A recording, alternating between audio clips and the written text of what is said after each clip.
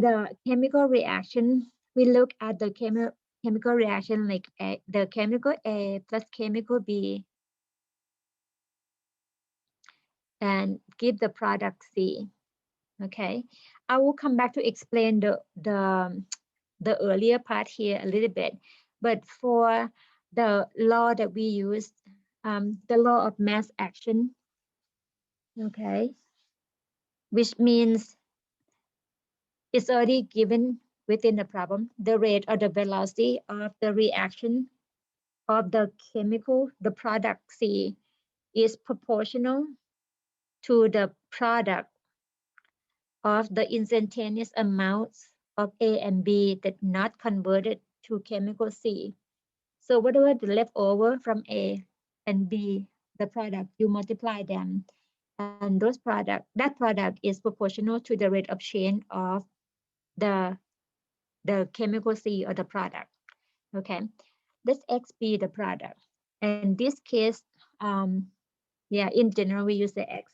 But you see in the box here, dx dt is K times the alpha minus the capital X times the beta minus capital X. And I explain what does it mean by alpha and beta after we put them all into the problem. I think it's easier to show you with the example and then go back to explain the notation before you get too confused about, okay, A, B, alpha, beta, M, N, and so forth. Okay, I'm going to walk you through step by step. Don't worry. If you have any questions, just let me know. Um, for this one, all right, let's see what we have. We have chemical A, chemical B combined to be chemical C. Okay, and with the law of mass action here, set it aside, we're gonna follow it. Let's make a list. Initially, there are 40 grams of A. So we make a list. If A is the A subscript 0, A0 or the initial A, and let A be 40 grams. And the letter B, the lowercase b, is the initial of the chemical B. Okay, equals 50 grams. 50 grams. And from this one, what else have we know? For each gram of B, 2 grams of A is used. So if X is the product, it's gonna come from 1 portion from B and 2 portions from A. Okay, 1 portion from B and 2 portions from A. So I write it as X equals 1 from B and then 2 from A. Okay, and then what else have we know? Is observed that 20 grams of C is formed in 8 minutes. If X is a product or the chemical C. For this part, it said X at 8 equals 25 grams. So that's another piece of information that we are given.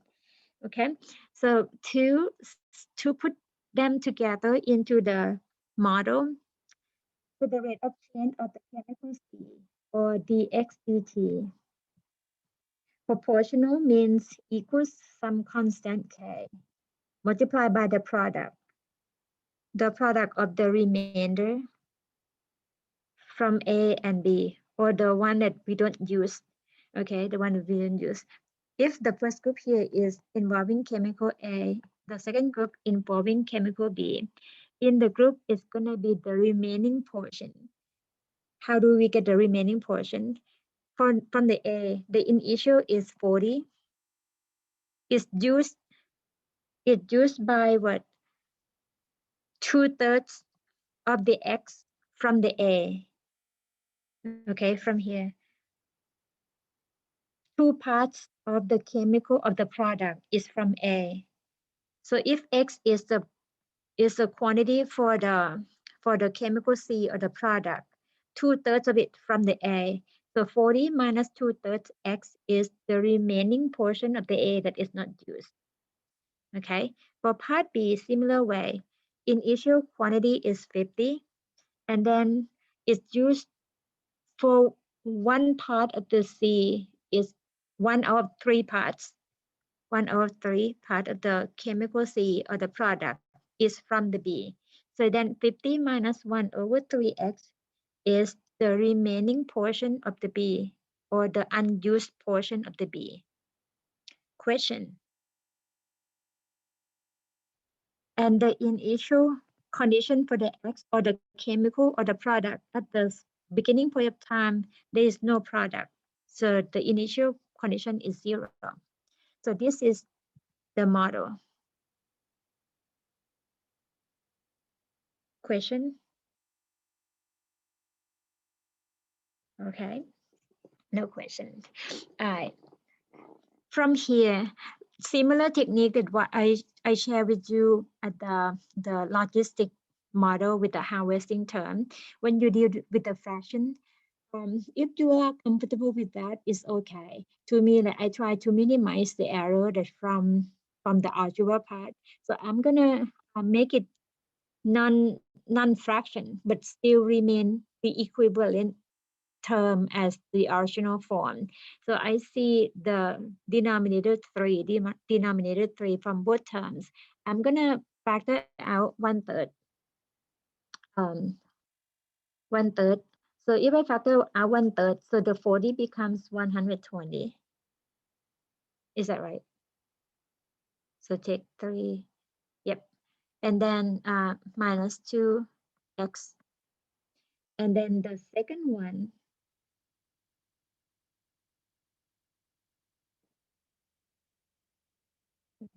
let me see. Yeah.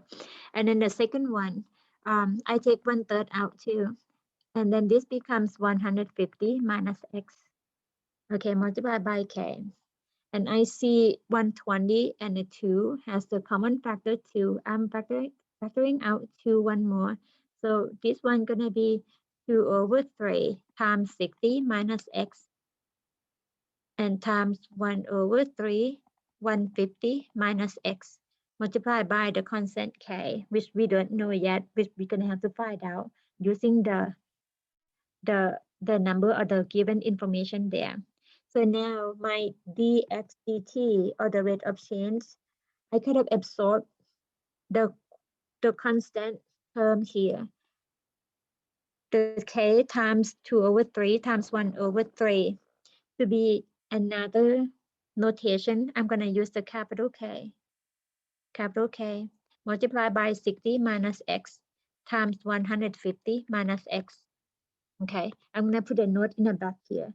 My capital K is my original K, which is the coefficient or the rate of the, what is it called? It's called the constant rate,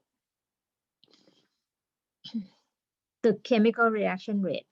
And so the capital K is the lowercase k multiplied by 2 times 1 divided by 3 times 3, which is 9. So the capital K is 2 over 9 times the lowercase k. I just like absorb it into make it into the simpler form of it. Okay? Questions? All right. So with this, the problem looks cleaner. And now we're gonna find out what is the K and also solve for the general equation, solve for the general solution. Now we have the two information, X at 0 or the initial amount of the product is 0 and X at 8 equals 25 grams or 25. So from this part, let's do one at a time. We cannot find K yet until we find the general solution of this differential equation. As you see, this is the separable equation. Well, the problem doesn't ask you to do the phase portrait. You don't have to do anything with that. But you can have like the quick look, like you have the two critical numbers, like 60 and 150, right? Anyway, let's go on with the process of solving for the solution. Since this is a separable, okay, separable variable, separate them as the way that we always do. Make x over to the left-hand side and keep k on the right-hand side to make it less complicated. So 1 over 60 minus x times 150 minus x dx equals k dt. And then antiderivative both sides. Okay. The right-hand side, not a big deal, but the left-hand side, you have the fraction form. Now it's time to use the partial fraction technique. Okay, partial fraction. As you see here, x is cannot go beyond 150, or actually cannot go beyond 60 because this is the lowest number. Otherwise, you're gonna get the number kind of the product as a negative sign. Okay, so kind of give you something to think about. Kind of keep an eye on the answer. So use a partial fraction. As you recall, this is the linear factor with the power 1. So 60 minus x plus another fraction with the 150 minus x with respect to x equals the right hand side going to be k times t and then plus the constant c, which is the constant of integration.